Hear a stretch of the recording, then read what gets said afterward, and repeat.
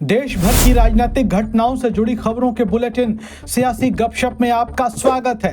कांग्रेस ने अमित शाह पर बोला हमला, कहा टीवी इंटरव्यू के लिए समय है, संसद की सुरक्षा के लिए नहीं। कांग्रेस पार्टी ने 13 दिसंबर को लोकसभा में हुई सुरक्षा में चूक के मामले में अमित शाह पर तंज कसा है।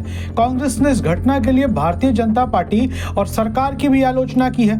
कांग्रेस महासचिव जयराम रमेश ने अपने एक बयान में कहा, पिछले 2 दिनों से लोकसभा और राज्यसभा में कामकाज नहीं हुआ है। संसद की सुरक्षा उल्लंघन पर 13 दिसंबर को हमने दोनों सदनों में अमित शाह से बयान देने की मांग की थी। हालांकि 14 और आज 15 दिसंबर को इंडिया गठबंधन की पार्टियों ने भी मांग की कि उन्हें दोनों सदनों में आना चाहिए और सुरक्षा उल्लंघन पर एक विस्तृत बयान देना चाहिए। उन्होंने आगे कहा कि विपक्षी सांसदों की मांग नई नहीं है, क्योंकि परंपरा रही है कि जब संसद चल रही होती है तो हर बड़ी घटना या किसी बड़े विषय पर संबंधित मंत्री संसद के दोनों सदनों में बयान देते हैं। जयराम रमेश ने कहा कि हमारे गृह मंत्री जी में इतना अहंकार है कि वो एक समाचार चैनल पर जाते हैं और सुरक्षा उल्लंघन का विस्तृत विवरण देते हैं, लेकिन वो सदन के अंदर ये कहने के लिए तैयार नहीं है।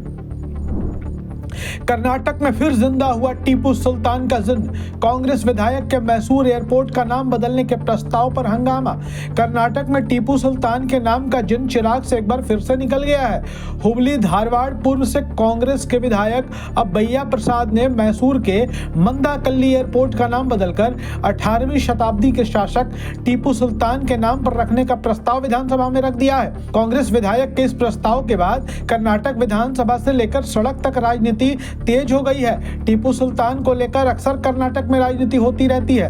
कांग्रेस और मुस्लिम संगठन जहां टीपू सुल्तान को स्वतंत्रता सेनानी बताते हैं, तो वहीं बीजेपी उन्हें हिंदू विरोधी करार देती है। बता दें कि कांग्रेस की सिद्धारमैया सरकार इन दिनों राज्य में स्थित सभी हवाई अड्डों का पुराना नाम बदलकर स्वतंत्रता सेनानियों के नाम पर रखने के लिए प्रस्ताव लेकर आई है। अपना प्रस्ताव रखते हुए कांग्रेस के विधायक अब्बैया प्रसाद ने दलील दी कि मैं मैसूर हवाई अड्डे का नाम टीपू सुल्तान हवाई अड्डे के नाम पर रखने का प्रस्ताव करना चाहता हूं। अपने हुबली हवाई अड्डे के लिए हम इसका नाम संगोली रायन्ना रखना चाहते हैं। बीजेपी के हिंदुत्व का जवाब देने को नीतीश का प्लान तैयार। बिहार इन्वेस्टर समिट के जरिए फेंका पासा।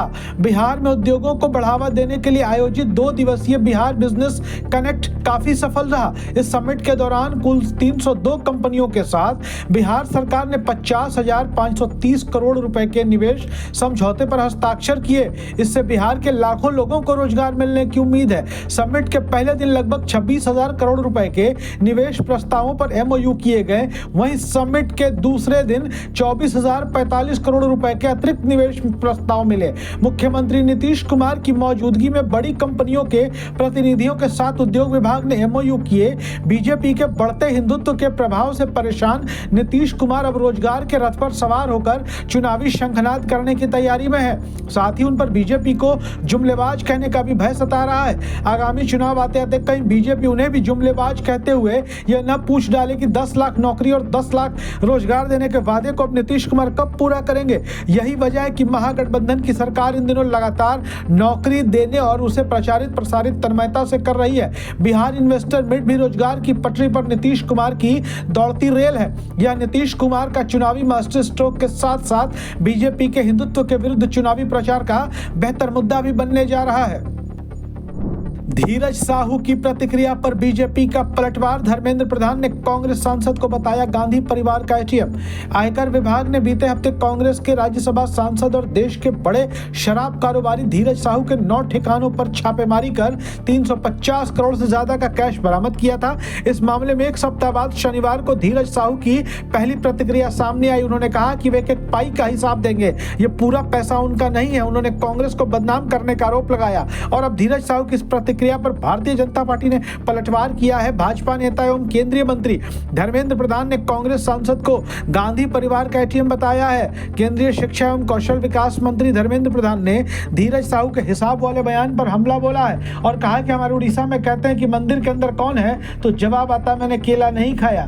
धीरज साहू कांग्रेस पार्टी के सांसद है, दुनिया जानती है वो गांधी परिवार के एटीएम है। जब चाहे गांधी परिवार को जो चाहे निजी खर्च करना हो वो ही करते हैं। धर्मेंद्र प्रधान ने कहा कि हमारे झारखंड उड़ीसा में तो ये कहा जाता है कि वो गांधी परिवार के एटीएम है, इसलिए जो 1 सप्ताह बाद खुद के बचाव में वो बयान दे रहे हैं वो लोगों के गले नहीं उतर रहा है।